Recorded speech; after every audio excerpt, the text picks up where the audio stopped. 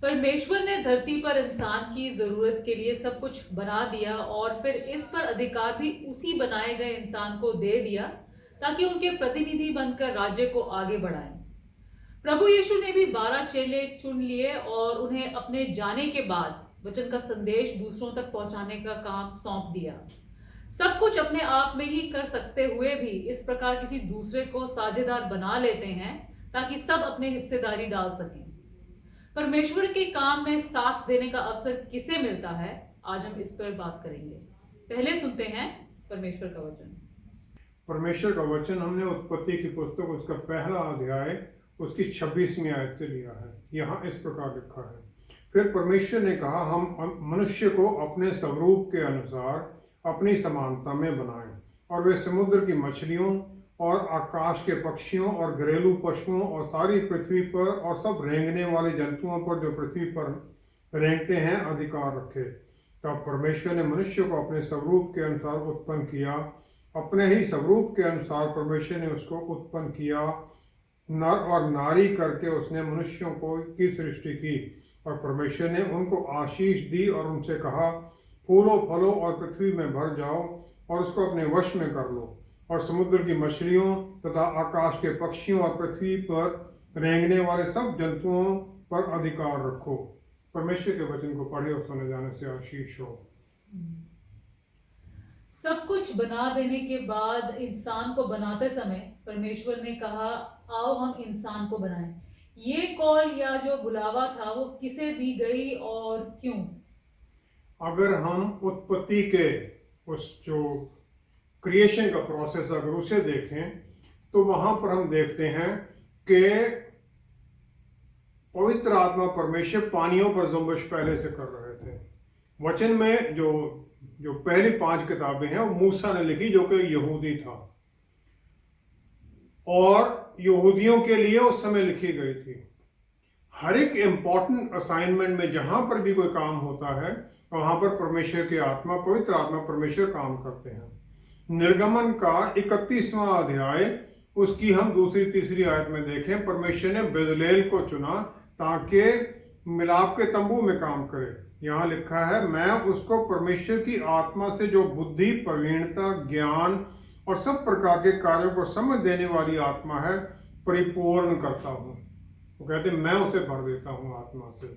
पहला शमूएल 16वां अध्याय 13वीं आयत में शमूएल नबी ने अपना जो तेल का सींग था उसे लिया और दाऊद का उसके भाइयों के बीच अभिषेक किया और उस दिन से लेकर भविष्य को यहोवा का आत्मा दाऊद पर बल से उतरता रहा। राजा दाऊद को राजा बनना है, उस पर पवित्र आत्मा परमेश्वर उतर जाते हैं।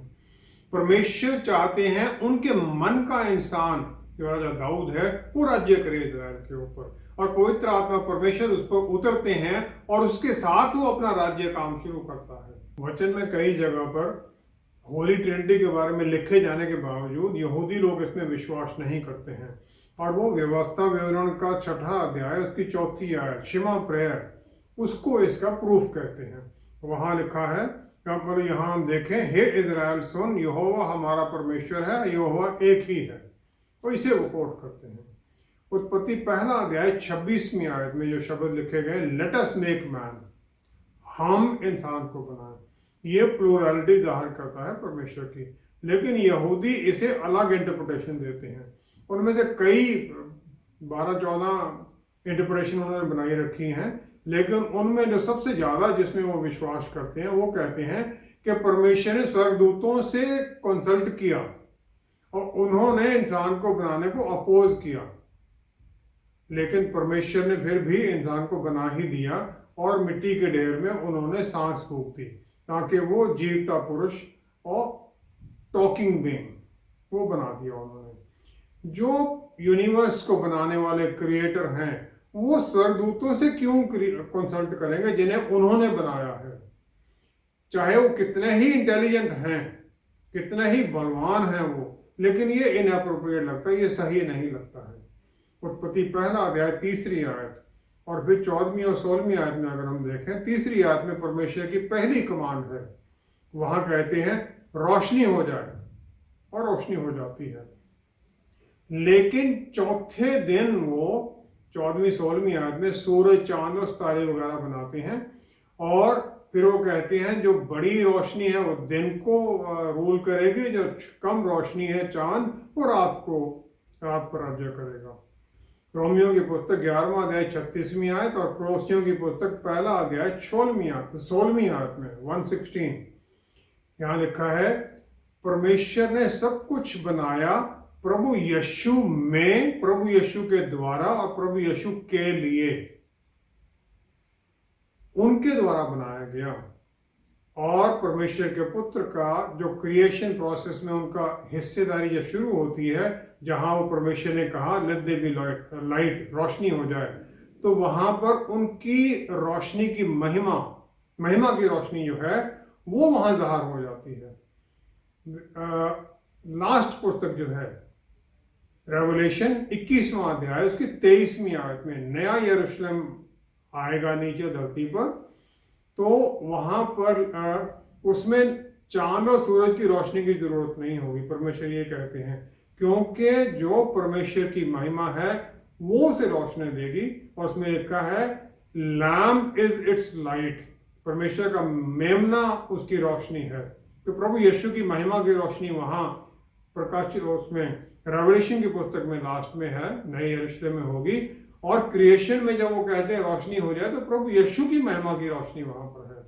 यूहन्ना पहला अध्याय पहली 2 आयत में यूहन्ना रसूल प्रभु यीशु की पहचान जाहिर करते हैं। वो कहते हैं वो वचन है, वचन जो परमेश्वर है, और फिर उस वचन के साथ पवित्र आत्मा परमेश्वर पार्टनर बन जाते हैं ताकि वचन के अनुसार फिर सब कुछ बनाया जाए। लेकिन क्या पवित्र आत्मा परमेश्वर सिर्फ बोलने से पूरे प्रोसेस को समझकर क्रिएट कर सकते थे? रोमियो की पुस्तक 8वां अध्याय 26-27वीं आयत में लिखा गया है, पवित्र आत्मा परमेश्वर हमारे लिए प्रार्थना करते हैं क्योंकि वो परमेश्वर की इच्छा को जानते हैं और परमेश्वर उनके माइंड को, उनके मन को समझते हैं।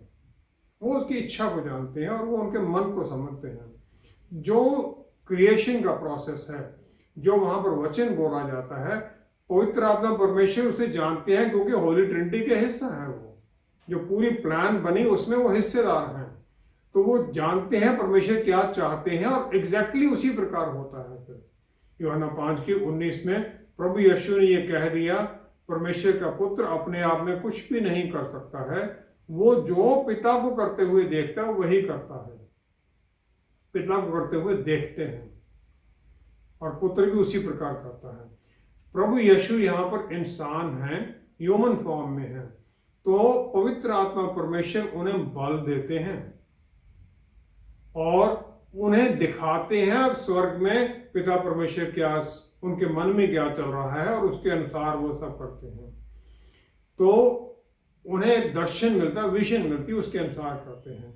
इब्रानियों की पुस्तक 8वां अध्याय उसकी 5वीं आयत, इब्रानियों की पुस्तक 8वां अध्याय उसकी 5वीं आयत में अगर हम देखें, यहाँ लिखा है कि परमेश्वर ने मूसा को कहा, तंबू बनाने पर था तो उसे ये चेतावनी मिली, देख जो नमूना तुझे पहाड़ पर दिखाया गया था उसके अनुसार सब कुछ बनाना। जो तुम्हें दिखाया गया था पहाड़ पर, मूसा को उन्होंने जो मिलाप का तंबू था उसका जो स्वर्ग में बना हुआ उसका उन्होंने उसे विजन, दर्शन दे दिया, और उसी को उसने बिल्कुल एग्जैक्ट वहां धरती पर बनाना था, वही उसने बनाया भी। परमेश्वर के पुत्र ने सब कुछ एग्जैक्टली उस प्लान के अनुसार बनाया जो कि पिता परमेश्वर ने उन पर जाहिर किया, और उसकी एग्जीक्यूशन पवित्र आत्मा परमेश्वर करते हैं जो कि पिता परमेश्वर के मन को पूरी तरह से जानते हैं। रोमियो 8:27 के अनुसार आदम को डोमिनियन अधिकार दिया गया था हर चीज के ऊपर जो उसके लिए बनाई गई थी, हर चीज जो धरती पर बनाई गई, और जो लेटस है उसी की तरफ, वो कोऑपरेशन की तरफ ही पॉइंट करता है। जो क्रिएशन का प्रोसेस है उसमें आदमी भी शामिल है क्योंकि उसे अनॉइंट किया जाना है, उसे राज्य दिया जाना है, और उसे धरती के ऊपर परमेश्वर के पुत्र ने पवित्र आत्मा के साथ बनाया कि वो अभिषेक उसका होना है। जब सब कुछ बना दिया प्रभु यीशु ने, जब यहाँ पर इंसान को बनाने के लिए आता है तो वो लेटस कहते हैं, आओ हम बनाएं। और वो लेटस किसके लिए है? पिता परमेश्वर के लिए। पहली बात तो ये है कि सबसे इंपॉर्टेंट जो पार्ट है क्रिएशन का वो इंसान को बनाना है। दूसरा ये है, पिता को आदर देना चाहते हैं पुत्र, और वो उनसे कहते हैं, ये कंसल्टेशन नहीं है, हो चुका है पहले कंसल्टेशन, ये उन्हें आदर देने के लिए है। स्वर्गदूतों को से कोई कंसल्टेशन नहीं, कोई लेना देना नहीं है स्वर्गदूतों का, और किसी और से कोई कंसल्टेशन नहीं है। पिता परमेश्वर को आदर दिया जाता है कि आप आए, आप इसका अभिषेक करें। यूहन्ना 14:13 में हमारी प्रार्थनाओं को उत्तर देते हुए भी प्रभु यीशु ये डिक्लेयर कर देते हैं कि पुत्र में पिता परमेश्वर की महिमा हो। वो हर काम में पिता को महिमा देना चाहते हैं। तो ये कैसे हो सकता है कि जो सबसे इंपॉर्टेंट काम है क्रिएशन का, उसके लिए पिता को महिमा ना दे, स्वर्गदूतों को महिमा दी जाए? इसीलिए हम ये देखें, जो लेटस का शब्द है, ये लेटस एक पार्टनरशिप है। पार्टनरशिप परमेश्वर के तीनों अंग जो हैं, परमेश्वर पिता, परमेश्वर पुत्र, परमेश्वर पवित्र आत्मा परमेश्वर। पवित्र आत्मा पहले ही मंडरा रहे थे पानियों के ऊपर, पुत्र वहां रोशनी जब होती तो वहां आ जाते हैं, उनकी महिमा में वो सब कुछ करते हैं। पिता फिर उस इंसान को बनाने के समय पर आते हैं, उनका हाथ आता है आशीष देने के लिए उस इंसान को, ताकि वो पिता परमेश्वर की बनाई हुई हर चीज को उसके ऊपर उसे अधिकार दिया जाए। क्या ऐसी ही कॉल आओ हम पिता परमेश्वर की ओर से पुत्र परमेश्वर को भी कभी दी गई है?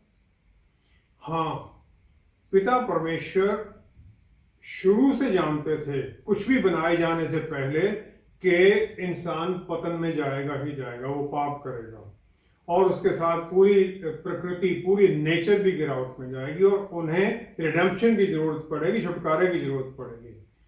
पाप जब इंसान में आ जाता है तो उसके बाद में कई भविष्यवाणियां की जाती हैं परमेश्वर के पुत्र के आने के बारे में, जो कि मुक्तिदाता बनेंगे। पुराने नियम में भी है, और इसके बारे में फिर जो भेंट सेक्रीफाइसेस दी जाती हैं मंदिर में या टैबरनेकल में, वो सब उसी को दर्शाती हैं कि परमेश्वर के पुत्र ने आना है। क्योंकि इंसान को, आदम को जो डोमिनियन का अधिकार था वो दिया गया था, इसलिए जो रिडेम्पशन है उसकी कुछ कंडीशंस हैं जो पूरी होनी चाहिए। पहली कंडीशन है, जो मुक्तिदाता है वो इंसान होना चाहिए, औरत से पैदा हो, कोई स्पेशली क्रिएटेड नहीं हो सकता है, क्योंकि इंसान आदम से शैतान ने वो अधिकार लिया था।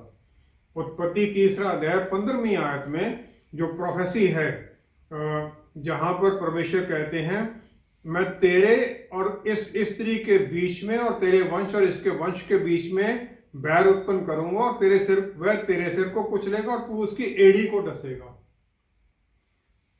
तो जो अधिकार दिया गया है वो शैतान से वापस भी इंसान को ही लेना है, इंसान को ही लड़ना है। दूसरा जो जन्म है, वो जो आदम की ब्लड लाइन में जो पाप के जो प्रवृत्ति आ गई, वो उसमें नहीं होनी चाहिए। यशायाह 7:14 आयत में अगर हम देखें, यहां लिखा है परमेश्वर की वो भविष्यवाणी, इस कारण प्रभु आप ही तुमको एक चिन्ह देगा, सुनो, एक कुमारी गर्भवती होगी और पुत्र जनेगी और उसका नाम इम्मानुएल रखेगी। इम्मानुएल का मतलब है गॉड विद अस, परमेश्वर हमारे साथ है। लूका का पहला अध्याय 35वीं आयत में जो पवित्रता है बीज की, वो गैब्रियल नबी फिर बता देते हैं मरियम को कि पवित्र आत्मा परमेश्वर तुम पर उतरेगा और द हाईएस्ट उनका बल तुम्हारे ऊपर प्रभुता करेगा, और उसके द्वारा जो पवित्र जन्म लेगा उसे परमेश्वर का पुत्र कहा जाएगा। Holy one who is to be born will be called the son of God, परमेश्वर का पुत्र उसे कहा जाएगा। तीसरा, वो दाऊद की संतान से होना चाहिए, क्योंकि दाऊद को ही परमेश्वर ने यह अधिकार दिया, उसे वादा किया था। दूसरा शमूएल उसका 7वां अध्याय उसकी 16वीं आयत में दाऊद को परमेश्वर ने कहा कि तेरा घर, तेरा राज्य सदा के लिए होगा, और तुम्हारा जो थ्रोन है सदा के लिए एस्टैब्लिश कर दिया गया। यशायाह नबी की पुस्तक 11वां अध्याय, उसकी अगर हम पहली 2 आयत देखें, यहाँ लिखा है, यिशै के ठूंठ में से एक डाली फूट निकलेगी और उसकी जड़ में से एक शाखा निकलकर फलवंत होगी। यहोवा का आत्मा, बुद्धि और समझ का आत्मा, युक्ति और पराक्रम का आत्मा और ज्ञान और यहोवा के भय का आत्मा उस पर ठहरा रहेगा। प्रभु यीशु के बारे में कि यिशै जो दाऊद का पिता है, उसकी लीनिएज से ही आएगा। लूक का पहला अध्याय 31वीं-32वीं आयत में जो गैब्रियल स्वर्गदूत जो डिक्लेयर करता है प्रभु यीशु के जन्म के बारे में कि जो मरियम है, जो कुंवारी है, वो दाऊद के लीनिएज से है, दाऊद के उसी संतान से आ रही है। और फिर उसे वो कहते हैं कि जो पुत्र जन्म लेगा उसका नाम तुमने यीशु रखना है, मसाया, मशियाच, जो कि परमेश्वर परम प्रधान का पुत्र होगा और परमेश्वर उसके सर के ऊपर उसके पिता राजा दाऊद का सिंहासन उसे देंगे। चौथा है कि उसके अंदर पवित्रता की नेचर होनी चाहिए और साथ ही साथ उसे कभी भी पाप नहीं करना चाहिए, पाप ना वचन में, ना विचार में, ना किसी काम में। लूक का 4वां अध्याय, उसकी अगर हम पहली आयत देखें, लूक का 4 उसकी पहली आयत, यहाँ लिखा है, यीशु पवित्र आत्मा से भरा हुआ यरदन से लौटा और 40 दिन तक आत्मा के सिखाने से जंगल में रहे। 40 दिन तक वहां पर वो फास्टिंग पर होते हैं। और फिर हम देखते हैं 13वीं आयत में, शैतान सब परीक्षा कर चुका तब कुछ समय के लिए उसके पास से चला गया। शैतान उनकी परीक्षा करता है और वो उसे हारता है, वो भागता है वहां से। यूहन्ना 8 की 7वीं आयत में प्रभु यीशु पाप रहित हैं और वो जो यहूदी लोग जो एक औरत को पकड़ के लाते हैं व्यभिचार में, उसे उनसे कह देते हैं, तुम्हें जो निष्पाप हो वही पहले उसको पत्थर मारे जो निष्पाप हो। फिर 8वां अध्याय 46वीं आयत में वो चैलेंज करते हैं फरीसीस को, तुम में से कौन मुझे पापी ठहराता है? हु कैन पॉइंट एनी सिन इन मी? क्योंकि वो पाप ना उनके विचार में है, ना काम में है, ना बोल में है। 5वां है कि पूरा जो मूसा को कानून जो व्यवस्था दी गई थी उसे पूरा होना है और उन्हें सबसे जो वर्स्ट क्राइम है उसके लिए एक्यूज किया जाना है। मसाया के ऊपर सनहेड्रिन के द्वारा जो यहूदियों की वो सभा है उसके द्वारा सबसे बड़ा पाप लगता है कि वो परमेश्वर को ही ब्लास्फेमी कर रहे हैं, परमेश्वर को गलत कह रहे हैं, अपने आप को परमेश्वर का पुत्र कहकर। और फिर रोमी लोगों के खिलाफ रेबेलियन का चार्ज लगता है पोंटियस पायलट के सामने और वो 3 बजे दोपहर को अपना सांस छोड़ते हैं, जो कि शाम की जो सेक्रीफाइस का समय है। यूहन्ना 19 की 28 में लिखा है, जब सब कुछ उन्होंने देखा पूरा हो गया है तब वो कहते हैं सब कुछ पूरा हुआ। सब कानून, सब व्यवस्था, सब कुछ उनमें पूरा हो जाने के बाद वो डिक्लेयर करते हैं। छठा है कि उसे अपने आप को विलिंगली ऑफर करना है, सैक्रिफाइस को जबरदस्ती नहीं है, क्योंकि उन्हें परमेश्वर के आज्ञा के अनुसार इस दुनिया के पापों को उठाना है। लूका 22 की 42वीं आयत में प्रभु यीशु जो रिडेम्पशन की प्लान जो बनाई गई परमेश्वर के साथ जो बनाते हैं, उनमें एगनी है, मन में दुख है। और गेत्सेमनी पार्क में जब वो प्रार्थना करते हैं तो उनका पसीना लहू की बूंदों की तरह जमीन पर गिर जाता है, लेकिन फिर भी वो परमेश्वर की इच्छा पूरी करने के लिए तैयार है। 7वां है कि उसे मुक्तिदाता को अपने शरीर के ऊपर यहूदियों से और जेंटाइल दोनों से बहुत ही अनइमेजिनेबल दुख उठाने हैं। यशायाह नबी की पुस्तक उसका 52 अध्याय 14वीं आयत में लिखा है, जैसे बहुत से लोग उसे देखकर चकित हुए क्योंकि उसका रूप यहाँ तक बिगड़ा हुआ था कि मनुष्य का सा ना जान पड़ता था और उसकी सुंदरता भी आदमियों की सी ना रह गई थी। परमेश्वर के पुत्र को ह्यूमिलिएट किया जाना है, उनके कपड़े उतार दिए जाते हैं, मारा जाता है, उन्हें उनका ठट्ठा उड़ाया जाता है, फिर उन्हें क्रूसीफाई किया जाता है। यशायाह नबी की पुस्तक 53 अध्याय 10वीं आयत में हम देखते हैं, तो भी यहोवा की यही भाया कि उसे कुचले। परमेश्वर की इच्छा के अनुसार सब कुछ होता है ये। और उन्हें परमेश्वर की इच्छा के अनुसार चलना है। और फिर परमेश्वर को जो ये कुर्बानी उन्होंने दी उसे स्वीकार भी होना चाहिए। और ये जो स्वीकार इसलिए नहीं है, इस पे इस प्रकार नहीं होता जैसे पुराने नियम में जब सुलेमान मंदिर को समर्पण करता है तो स्वर्ग से आग उतरती है। यहाँ आग नहीं उतरनी है, लेकिन इसके कुछ साइन अलग होने चाहिए। पहला ये है कि इंसान का रिकॉन्सिलिएशन परमेश्वर के साथ रिश्ता दोबारा बनना चाहिए, और जो परमेश्वर के पास जाने का रास्ता है वो खुलना चाहिए। जो मंदिर में पर्दा था, जो सेपरेशन थी महापवित्र स्थान की, वो पर्दा ऊपर से नीचे को फट जाता है, स्वर्ग से धरती की तरफ फटता है वो। और वो पर्दा सिर्फ कोई नॉर्मल पर्दा नहीं था, ये माना जाता है कि वो पर्दा 4 से 5 इंच मोटा था, जैसे कारपेट होता उस प्रकार वो इतना मोटा वीव किया जाता था। मत्ती 27 की 51-52वीं आयत में कब्रें खुल जाती हैं और बहुत लोग जो संत थे उनके शरीर दोबारा उठा दिए जाते हैं और वो यरूशलेम में लोगों को देखते हैं। दूसरा पॉइंट परमेश्वर की स्वीकारता का, उन्हें मृत्यु को हराना है और दोबारा जी उठना है। उत्पत्ति 2:17 में परमेश्वर की आज्ञा का नाम मानने से मृत्यु आती है। रोमियो 6:23 में लिखा है जो वेजेस ऑफ सिन है, पाप का जो वेज है वो मृत्यु है। क्योंकि मसीहा पवित्र है, पाप रहित है, लेकिन वो मरता है हम सबके पापों के लिए, क्योंकि वो पाप रहित है, उसके ऊपर मृत्यु का कोई अधिकार नहीं हो सकता है, उसे दोबारा जी उठना ही है। तीसरा, उसे दोबारा स्वर्ग में जाना है और सबके सामने दिखते हुए, ताकि ये पता चले कि परमेश्वर ने स्वीकार किया है, जो काम पूरा किया है वो पूरा हो चुका है और उसके द्वारा वो ऊपर गए हैं। यूहन्ना 3:13 में प्रभु यीशु निकोडिमस को कह देते हैं कि कोई भी स्वर्ग में नहीं वापस जा सकता है जो कि स्वर्ग से आया नहीं है। प्रेरितों की पुस्तक 1 9 से 11वीं आयत तक हम देखते हैं प्रभु यीशु को फिर एक ऊपर उठा लिए जाते हैं स्वर्ग की तरफ, और एक बादल उन्हें उसमें छुपा लेता है। बादल के द्वारा अंदर ऊपर चले जाते हैं स्वर्ग में।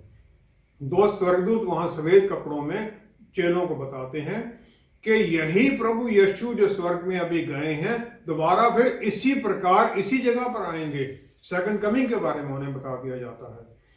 ये सब शर्तें पूरी होने के बाद ही, और जो दूसरा लेटर्स है, ये रिडेम्पशन जो है इंसान का, जो इंसानियत का, लोगों का पुत्र के द्वारा पूरा होता है। जो क्रिएटर भी है उसी के अंदर सब कुछ जीवित है, क्योंकि जीवन उसमें है सब कुछ। हम सब उसके बिना जीवित भी नहीं रह सकते।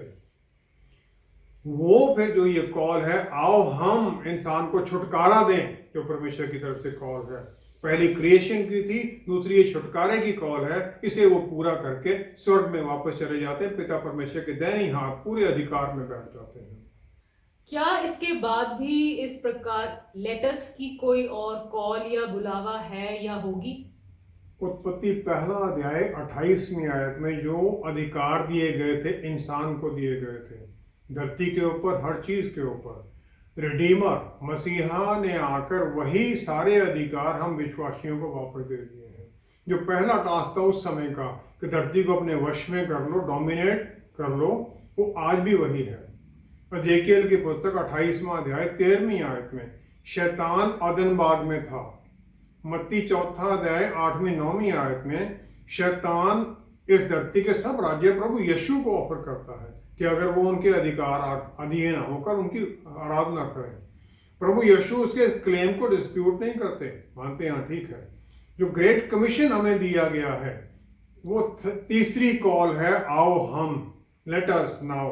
हम विश्वासियों को परमेश्वर के साथ पार्टनर करने के लिए है, ताकि हम विश्वास में परमेश्वर के साथ हिस्सेदारी में उनके रिप्रेजेंटेटिव बनकर इस धरती के ऊपर इस स्वर्ग राज्य के लिए रूहों को जीतने के काम में चलें। अफसियों के पुस्तक 6 15वीं आयत में पौलुस रसूल की कमांड है कि परमेश्वर के सारे हथियार बांध लो कि तुम बुरे दिन का सामना कर सको।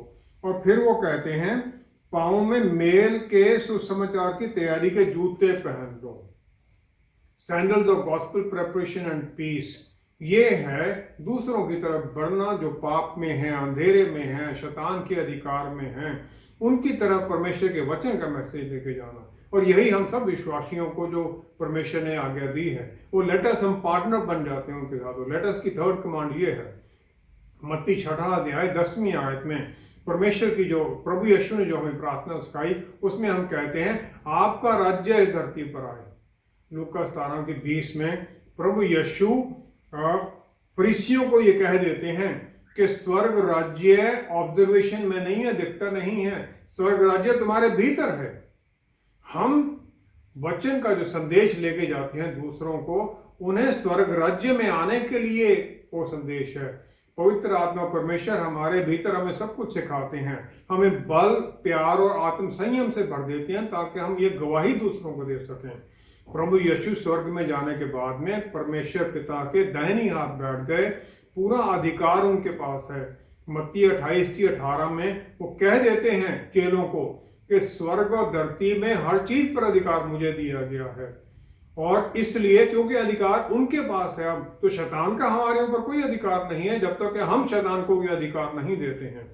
मार्कुस 16:20 आयत में लिखा है, जब चेले प्रचार करने के निकलते हैं तो प्रभु उनके साथ काम करते रहे और चिन्हों के द्वारा जो साथ साथ होते थे वचन को दृढ़ करते रहे।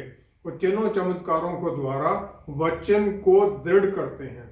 आज भी जब हम निकलते हैं संदेश लेकर वचन का, किसी के लिए प्रार्थना करते हैं, तो वो जो स्वर्ग राज्य की जो शक्ति है, पवित्र आत्मा परमेश्वर हमारे भीतर हैं जो, तो वो हमारे वचन को भी वो चमत्कार की तरह चिन्हों के साथ पूरा करते हैं और कंफर्मेशन देते हैं वो। इसलिए हम भी जुड़े परमेश्वर के इस काम के लिए, एक दूसरे के साथ जुड़ें ताकि हम भी स्वर्ग राज्य के लिए रूहों को जीतें, वचन दूसरों तक पहुंचाएं। जो हमें आशीष मिली है वो आशीष का कारण हम दूसरों के लिए भी बने। आइए हम प्रार्थना करें। पिता परमेश्वर, धन्यवाद है कि आपने सब कुछ कर सकते हुए भी हमें ये आशीष दी, हमें मौका दिया कि हम पार्टनर बन जाएं स्वर्ग राज्य को फैलाने के काम में। हम पार्टनर बन जाएं आपके साथ स्वर्ग राज्य यहाँ स्थापित करने में।